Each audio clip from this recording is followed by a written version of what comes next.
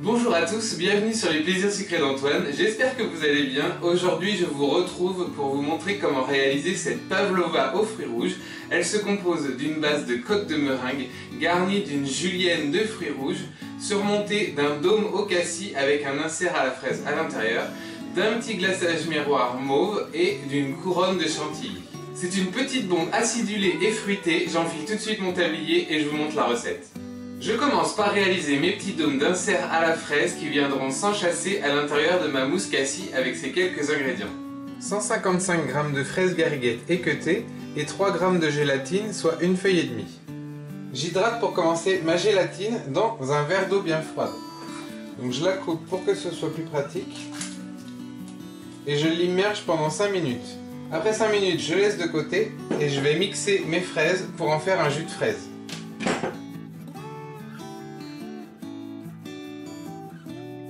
Lorsque mon jus de fraise est prêt, je vais en verser la moitié à vue d'œil dans ma casserole et je conserve le reste à côté.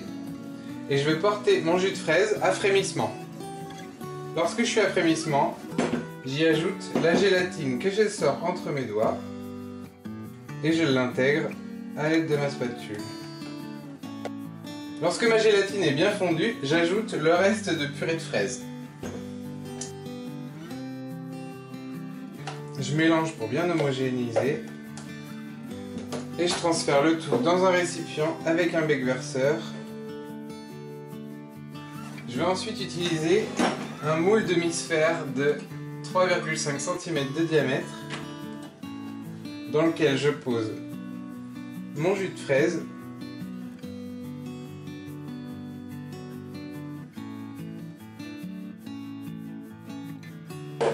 et je place le tout au congélateur jusqu'à complet refroidissement. Je réalise ensuite mes coques en meringue suisse avec ces ingrédients. 90 g de blanc d'œuf, soit environ 3 blancs, et 180 g de sucre en poudre. J'ai préalablement préparé un bain-marie sur lequel je poserai mon saladier. Du coup, dans mon saladier, je verse mes blancs d'œuf avec mon sucre en poudre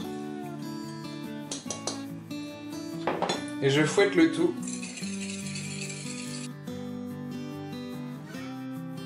Lorsque mes blancs et mon sucre sont bien mélangés, je vais les porter à 60 degrés sur mon bain-marie.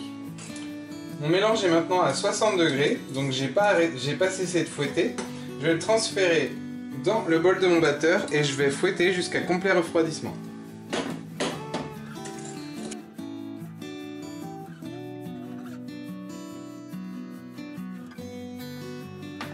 Après environ 10 minutes de fouet, ma meringue a bien refroidi. Je vais la transférer dans une poche à douille munie d'une douille ronde de 10 et je vais pouvoir garnir mes empreintes demi-sphère.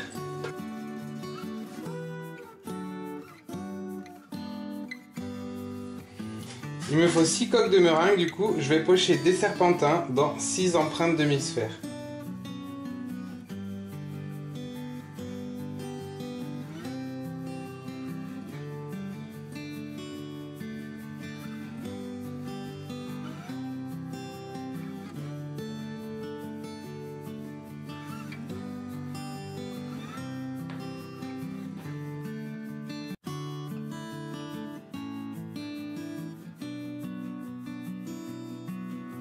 Comme il m'en manque un peu, je vais en récupérer juste un petit chouïa dans chaque sphère que je vais retransférer dans celle où j'en ai pas trop.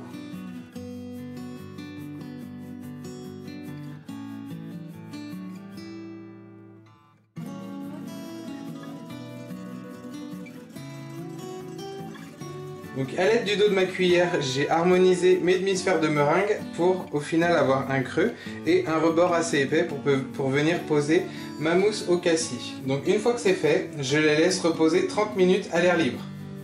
Après avoir laissé sécher mes demi-sphères de meringue pendant 30 minutes, je vais les cuire 2 heures à 80 degrés avec ma porte de four entrouverte de la largeur de ma cuillère en bois.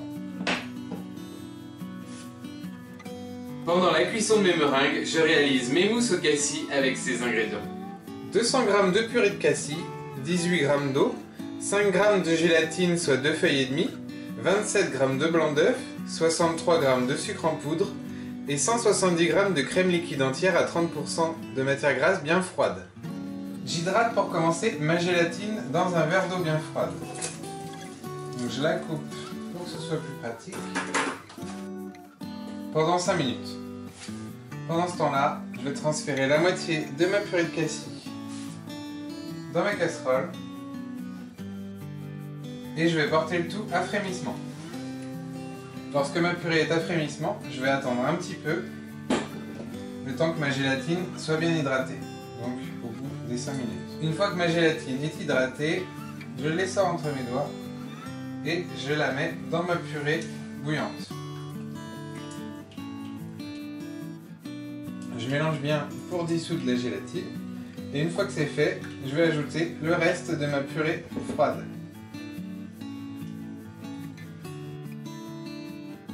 Lorsque c'est bien homogène, je transfère ma purée dans le saladier. Donc je mets ma purée de côté et je vais réaliser ma chantilly. Donc je sors ma crème du frigo. Donc je transfère ma crème dans le bol de mon batteur.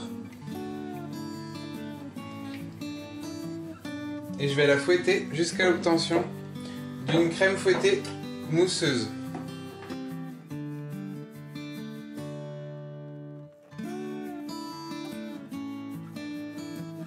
Lorsque ma crème fouettée est mousseuse, je la transfère dans un récipient que je vais réserver en attendant de préparer ma meringue italienne. Je la réserve au frais. Je nettoie mon bol parce que j'en ai besoin pour réaliser ma meringue italienne. Donc pour la meringue italienne, je transfère mes blancs d'œufs dans ma cuve. Je les mets prêts à partir.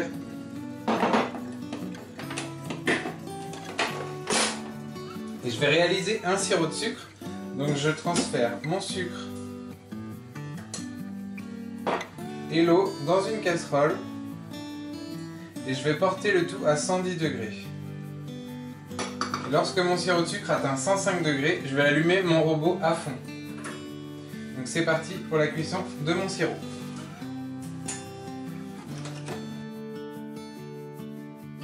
Donc mon sirop de sucre est maintenant à 110 degrés, je vais le verser en filet sur mes blancs prémontés à vitesse moyenne. J'augmente ensuite la vitesse à puissance maximum et je fouette jusqu'à complet refroidissement.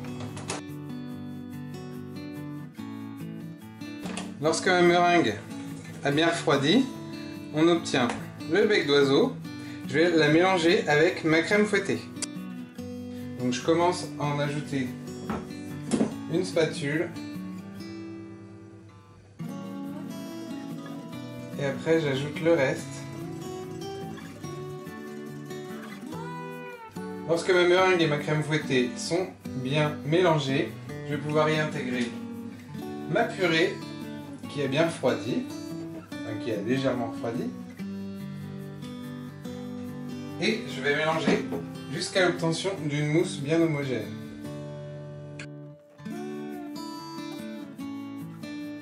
Une fois que ma mousse au cassis est bien homogène, je vais la transférer dans une poche à douille munie d'une douille ronde et je vais pouvoir commencer le montage à l'intérieur de mon moule de chez Silicomart. Donc ma mousse est prête. J'ai installé mon moule mini Gemma de chez Silicomart sur une planche à découper que j'ai l'habitude de placer au congélateur. Je vais sortir mes inserts à la fraise qui sont maintenant congelés. Et je vais venir remplir mes moules de mousse en laissant à chaque fois un peu de place pour venir nicher mon insert. Je vais tapoter légèrement sur mon plan de travail pour faire bien adhérer la mousse à toutes les petites cavités de mon moule et de chasser les bulles d'air. Je le repositionne normalement et ensuite je vais venir y déposer dans chaque empreinte mon insert à la fraise. J'ajoute un peu de mousse pour combler les trous et je vais lisser la surface à l'aide d'une cuillère.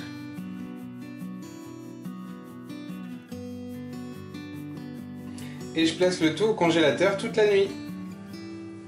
Après 2 heures à 80 degrés, mes meringues sont cuites. Ce que je vais faire, c'est que je vais les laisser refroidir dans mon four éteint jusqu'au lendemain. Le lendemain, je peux m'attaquer au montage de mes pavlovas aux fruits rouges. Je démoule délicatement mes demi-sphères de meringue sur un tapis en silicone.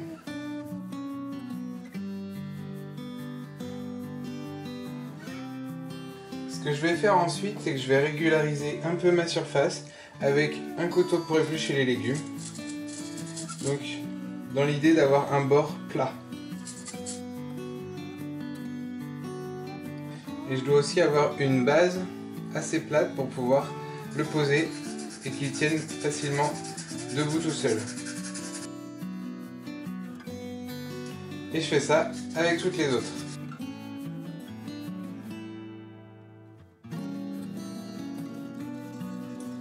Donc je vais tout simplement napper l'intérieur, le creux de ma demi-sphère de meringue avec du chocolat blanc que j'ai fait fondre au micro-ondes à puissance minimum.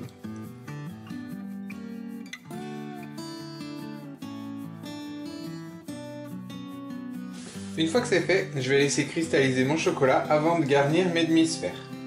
Pour la garniture de ces petites pavlovas, vous aurez besoin de ces quelques ingrédients. 250 g de crème liquide entière à 30% de matière grasse minimum, 15 g de sucre glace, une centaine de grammes de fraises, une centaine de grammes de myrtilles, une centaine de grammes de framboises et une centaine de grammes de cerises. Je vais commencer par fouetter ma crème liquide avec mon sucre glace pour en faire une chantilly. Je transfère ma crème dans le bol de mon batteur et je vais verser le sucre glace au fur et à mesure que je fouette ma crème.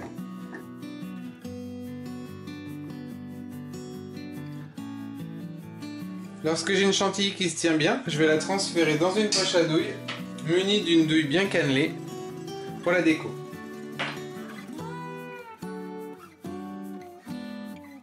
Et je réserve ma chantilly au frigo en attendant de débuter le montage.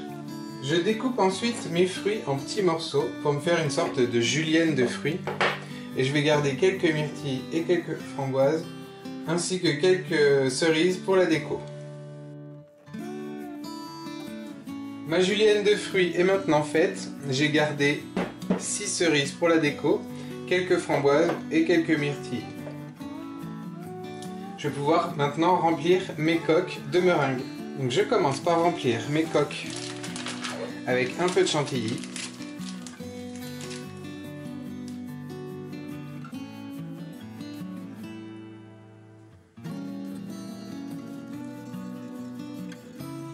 Ensuite je recouvre d'une cuillère de julienne de fruits.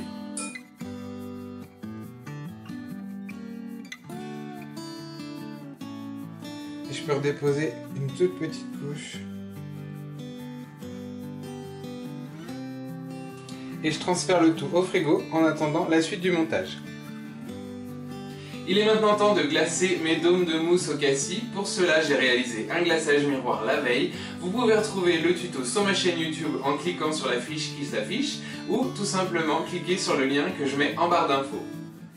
J'ai sorti et démoulé mes 6 petits dômes de mousse au cassis. Mon glaçage est maintenant à 37 degrés. Je vais pouvoir les glacer. Je laisse couler légèrement l'excédent et ensuite je viendrai couper les petites gouttes avec un couteau et les placer sur mes coques de meringue. Donc je soulève mes demi-sphères à l'aide de ma palette et je viens les poser au centre de mes disques de meringue.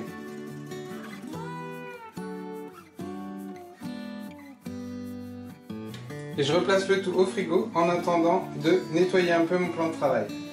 Donc je vais prendre chaque pavlova individuelle et je vais faire une couronne de chantilly qui me reste tout autour.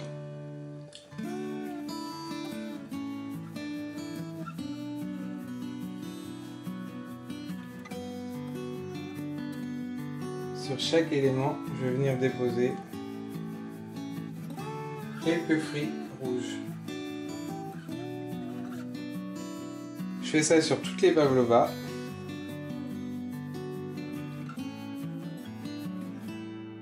Pour terminer la déco de mes pavlovas, je poche un peu de chantilly au sommet de chaque dôme et j'y dépose une cerise entière.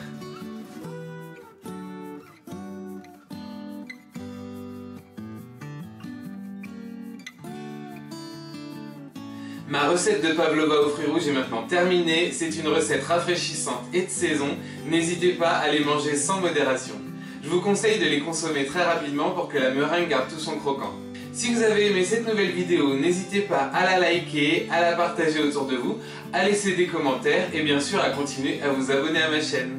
Je vous attends aussi nombreux sur mes réseaux sociaux Facebook et Instagram, je vous mets les liens en barre d'infos et je vous dis à samedi prochain. Ciao!